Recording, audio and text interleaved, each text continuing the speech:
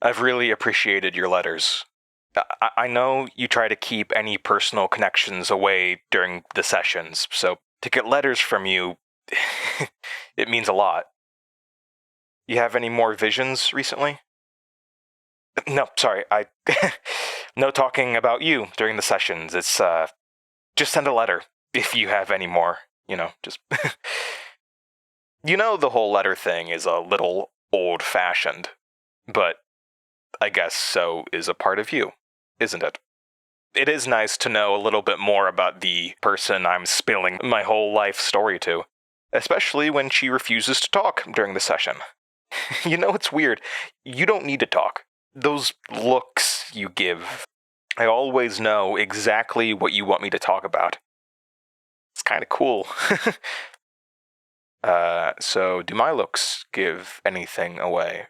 Because I'd really like to know if Is there someone else in your life? It's no one, Sally. It's just therapy. Wrong tape about letters, guys.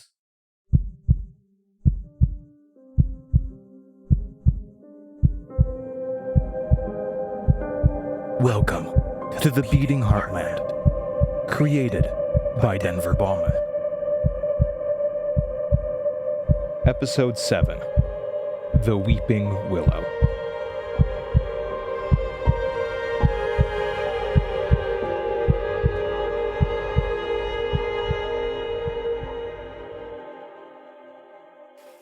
Can we hurry this up? You guys are usually quicker. I mean, what's the holdup? I don't mean to rush you, but there's kind of a ghost girl in here with me, staring at me, but none of you can see her, can you? Are the handcuffs really necessary? I mean, what are you afraid I'm gonna do? I'm not the one floating in the corner. Why are none of you doing anything about this? Why aren't you doing anything about the ghost girl that you can't see, hear, and don't even know if she exists? You'll just think I'm crazy. You don't believe any of this. Well, my sanity just doesn't matter right now, okay? Just find the tape. Regardless of what you think of me, you know that I'm your best bet at solving these, well, let's be honest, serial killings. That's probably why you guys haven't given up on me yet. Just look, I can't remember the contents of the letter. I really can't. I know I found the letter, and I remember reading it, but the whole page is just a blur in my mind. It's like trying to tune into a radio station, but it's just slightly out of range, All fuzzy. What do you want, Sally? Why are you doing this to me? They all think I'm crazy. You don't seem to want to hurt me, so what's your game? What is it you want? Finally, you guys found it. I did it. I found the letter. Whew, sorry, just give me a sec. I know I don't have an appointment, but you said that if there's anything to talk about that I should, so I'm here. Okay, so I never got the letter after my great aunt told me about it. I must have forgot or something. Like with so much else. That day when I talked about, both of us sending letters back and forth to each other, the memory of that letter just kind of jumped back into my mind. I wrote a note about it before I left to help remember. It worked. I took a trip to Shannon, specifically the old house. The tree was gone. Must have fallen over or been cut down at some point, but there was still a stump and roots. I didn't take it well. I was sad because with most of the tree gone, finding that letter seemed almost impossible, but also, I know it's stupid, but the tree was, part of the family. It was always there to lean on in the quiet hours of the evening while I read. It shared some of my favorite stories with me. Nobody was at the house. At least, there were no cars in the driveway. Yeah, I teared up a little bit. I didn't want to give up, so I just started looking around the stump. And I did find something. There were letters carved into it, P and S, which are my parents' initials, Philip and Susan. It was on the side of the tree I never leaned against and was at a height that it must have escaped my view as a kid. There were hearts carved around it. Cheesy, I know. And sweet. There was something wrong with the letters. My dad's initials had claw marks sliced over them. Deep grooves into the tree where the P was. Gooey sap oozing out of it in a trail to the ground. I followed the trail with my eyes, and between two gnarled roots, I saw a small hole in the ground, but it was covered by loose dirt and dead leaves. I slowly put my hand into the hole, hoping that I could find something, rummaged around, and I felt a piece of paper. I quickly grabbed it, tried to pull it out, and then something grabbed me. I felt it latch onto my arm with this vice grip. I tried to pull my hand out, but I couldn't. Whatever was in the tree refused to let go. And then it began to pull. I wedged myself against the stump, trying to keep the thing from pulling me down with it. My arms started to pop, my muscles screaming at me. But with one final burst of energy, I screamed and pulled, and it didn't work. And I was pulled into the hole. I don't know how I fit. It was like the roots were wrapping around me in this violent hug. My mouth filled with dirt, and soil rushed past my eyes as I was pulled down, down, down. And then it stopped, and there was just blackness around me. I couldn't breathe. The soil was pushing on me from everywhere. I held my breath. I started to feel woozy. I looked around, desperate for anything I could do to save me, but nothing. Just darkness. I passed out. But then a memory, or a dream, started playing in my mind. Look, before I continue, I realize this sounds insane. I get it, Ariadne. I am okay. Trust me. Okay? I'm alive. I mean, my arm hurts, but it's not broken somehow. This happened yesterday, and the memory of it is already hazy, like my mind just wants to forget. What's wrong with me? Anyway, in the dream, I was 8 or 9. I was reading my favorite book underneath the tree. At this point in time, it was still standing tall and proud, covering almost the entire lawn in shade. The leaves covering me from the harsh sun. I often found myself reading aloud to the tree, as if it could hear me. I don't know why. Filled the bark with my soul. I spent so much time under that tree, reading, breathing stories into the air. And one day, I heard a rustling in the leaves, and a kid calling out on the verge of tears. I glanced up, and there was a kite stuck in the tree. A young girl, I didn't recognize her from school, was running up to the tree, shouting, I'm so sorry, my kite got away from me. I just mumbled, no need to apologize. We both stood awkwardly for a few moments, glancing at each other, the kite, and the tree. Finally, after gathering the courage to talk to a girl, I said, I can help you get it down if you want. She smiled. You do that? I just nodded. I had tried climbing the tree before, but wasn't able to. The nearest place you could get was a fork where the trunk became 2. Unfortunately, that spot was too high for my 8-year-old arms to reach. I hadn't tried in a while, though. I hoped that I had grown enough or was stronger or something. I also realized there was someone else who could help. Want to give me a boost? She agreed. With her help, I was able to reach the fork in the trunk. I smiled in triumph. This was the farthest I'd ever made it up the tree, but I wasn't going to let the girl know that. There was a branch, so I reached up, and with all of my strength and using my feet, I was able to get even higher. I hugged the trunk tight and hoped that the kite was close. I looked up, and still had a long way to go. I'm not afraid of heights. I just realized the danger of falling. I wasn't fond of the idea of breaking bones. The girl's eyes were large, filled with hope. Not fair. I sighed, frustrated at my need to impress, and continued climbing. The wind whipped around me. The branches swayed. The wood was groaning, threatening to break or throw me off. Terrified, unsure of what to do besides climb and hope for the best, I began whispering to the tree. I didn't really know what I was saying at first.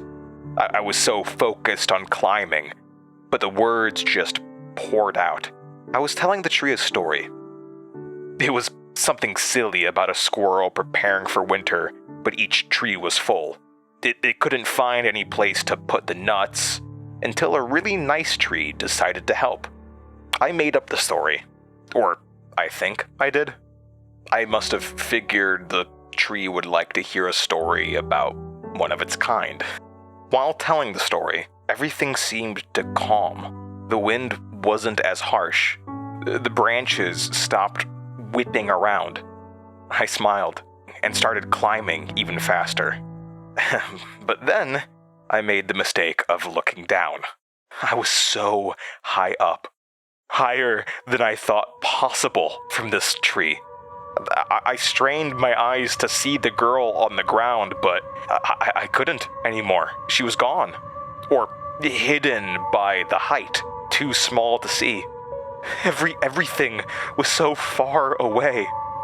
If I fell, it wouldn't be good. I hugged the tree, my body shaking, refusing to move. Fear taking over. Splinters pierced my hands as my knuckles turned white holding on. Like I said, I'm not afraid of heights, but a sudden sense of self-preservation washed over me. If I made one wrong move, I'm dead. But then, this feeling of calm washed over me. The air seemed to be cooler. The tree was shading me, returning my frantic hug with one of calm security, the shade of comforting leaves. I took a deep breath, and with more resolve than I'd thought possible, continued to climb. Focused on one foot after the other, forbidding myself from looking down, I finally reached the branch where the kite had been. I yelled in triumph, but there was no kite. Instead, just a few feet away, a twisted smile, pale eyes, gray skin, and matted fur. The thing waved at me, clawed hands, dark gray and wrinkled like a monkey's. I screamed. It screamed back, mocking me, rolling on its back, laughing, somehow balancing expertly on the branch. It stood up, its matted fur wet with a gooey substance peeling off the bark. The clawed feet scraped against the branch as it began walking towards me. I frantically looked for a place to escape, but behind there was only ground. The creature's face was inches from mine. That impish smile taking up most of my vision. I held my breath, praying that this was some nightmare and it would just go away. Its clawed paw reached towards me. I noticed that it was wearing ragged and torn clothing. It was the same clothes that the little girl had been wearing. And then everything went dark, and I was me again. The older me. Underneath the tree, in the dark, the soil pushing against me, mind rushing back to the present. My body locked in the branches. I didn't know what to do. I was dying, choking on the dirt. Everything had been so sudden. There hadn't been a warning. Was this it? All of my questions unanswered. It wasn't fair. And then a thought sprung into my mind. Tell it a story. I don't know what made me think it, but I did. I told the story of the squirrel looking for a tree in the winter until it came across a kind tree that wanted to help. The tree was happy to help because the tree had watched the squirrel grow up, was proud of who the squirrel had become. I wasn't able to speak. Not really. The dirt was packed in my mouth. I could barely breathe. But as I thought it, suddenly my mouth was free. The soil shifted, and I could speak. I began shouting out the story as well as I could remember. I felt the ground shifting around me, the roots moving. I could see them, darkly shifting and undulating through the ground. And then I saw it again, the impish smile, the matted fur, the tattered, almost rags of clothing of the little girl. Before I could scream, a root wrapped around my mouth, shushing me. I forced myself to remain calm, and I looked closer. The girl, the thing, wasn't moving. It just stared at me, smiling. Eyes still and unfocused. Several roots were penetrating its body, dried blood coating the wood. The body was decaying. Bits of flesh falling off, bones peeking through. The tree had saved me all those years ago. It had killed the thing, protected me, but why? I mean, it's a tree. My best guess, because I shared stories with it. I know that's weird, but I mean, what isn't anymore? But for once in my horrible life, the weird actually helped me this time. The tree liked my stories, whatever way a sentient tree can, I guess. I don't know why the tree's alive, any more than I understand the monsters and the ghosts I see. So with all of that, I guess a living tree isn't that weird. I felt the roots begin to shift, and I looked up at them. And there was a book, the pages browning from age. A children's book that I don't think I've ever seen. The pages were all crinkled. The root pushed the book towards me, and I grabbed it, gratefully. The ground rushed around me as I was pushed out of the hole in the ground and back into the sunlight. I coughed, trying to get all of the dirt out of my throat. And as I lay on the ground, the tree covered me in a cool shade, as it had for years. I looked up to thank the tree and remembered that it had been cut down. It was just a stump. I still felt the shade. One last time. I don't know why it pulled me down into the ground. Maybe it didn't recognize me at first, or I don't know, it was scared because it had been cut down and was dying. But for whatever reason, it decided to help me one last time. After a while, I got back in my car, drove away. I parked near the church on my way out of town and looked more closely at the book the tree had given me. The title was, The Boy Who Could Be Healed. I opened to the first page, and a letter fell out, addressed to my mom. And I still haven't opened it. It's right here. I don't want to risk forgetting what's in it, so I want you to hear. And I want it to be on that recording of yours. Dear Susan, that's my mom's name. I fear you will never truly know the lengths I have gone for you, the risks I have taken, the people I have angered for you. Perhaps you will never read this letter. It might lay dormant forever under the tree, my secret admission, undisclosed. If, however, you do read this, know that I love you. Love is a funny word, but I have no other way to describe it. What other emotion could motivate me to do what I did? Your pain became my pain that day I came to talk with you.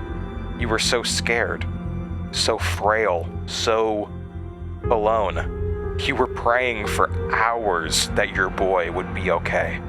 I never wish to see you in that pain ever again. Know that I have helped by removing one of your problems. Philip was never the right man for you. His life was not his own to decide what to do with it. He should never have fallen in love. He wasn't supposed to.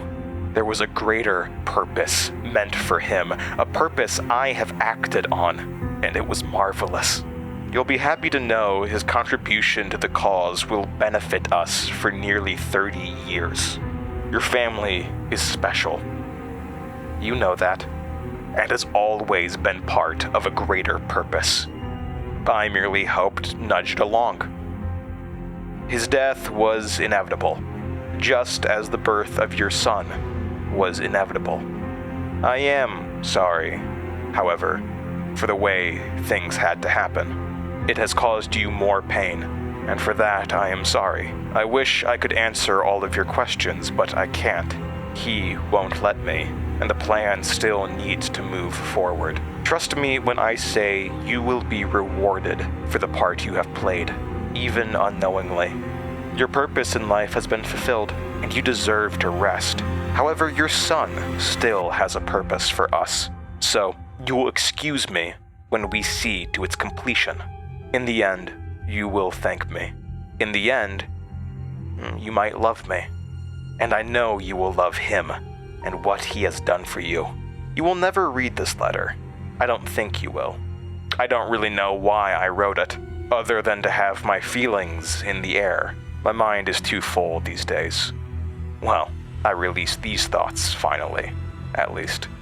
For the person actually reading this, you cannot stop us. We have been here for centuries, and we will not stop. You know that. So just let yourself sleep. It will be easier that way. I need to go. I just need to go.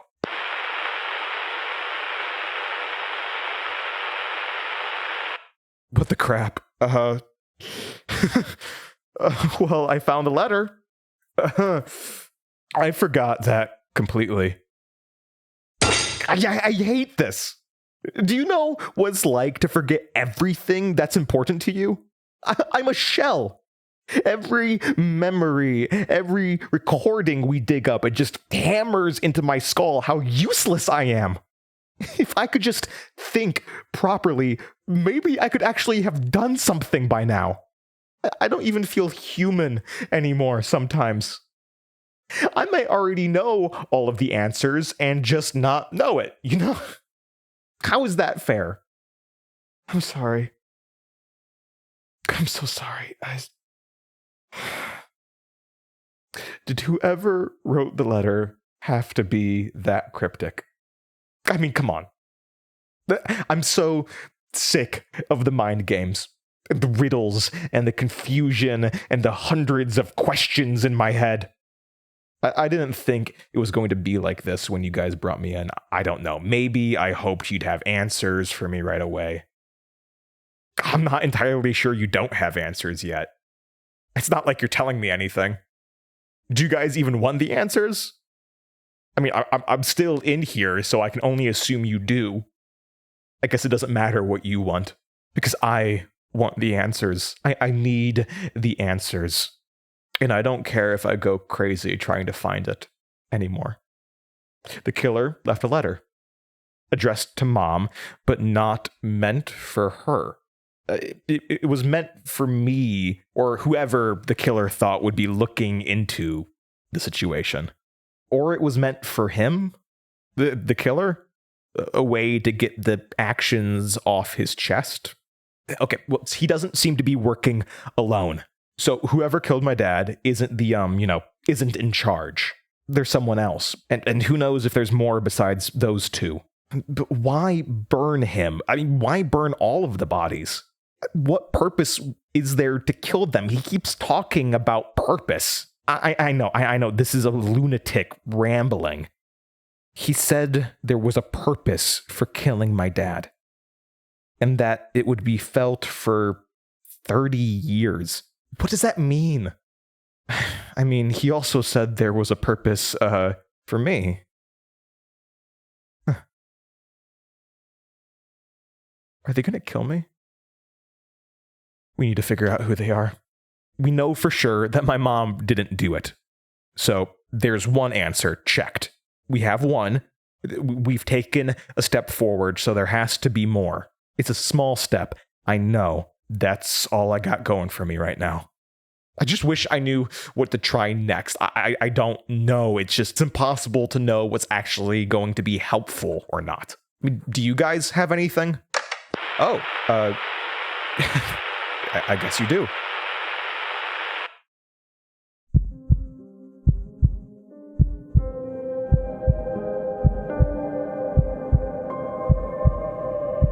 The Beating Heartland was written and performed by Denver Baughman.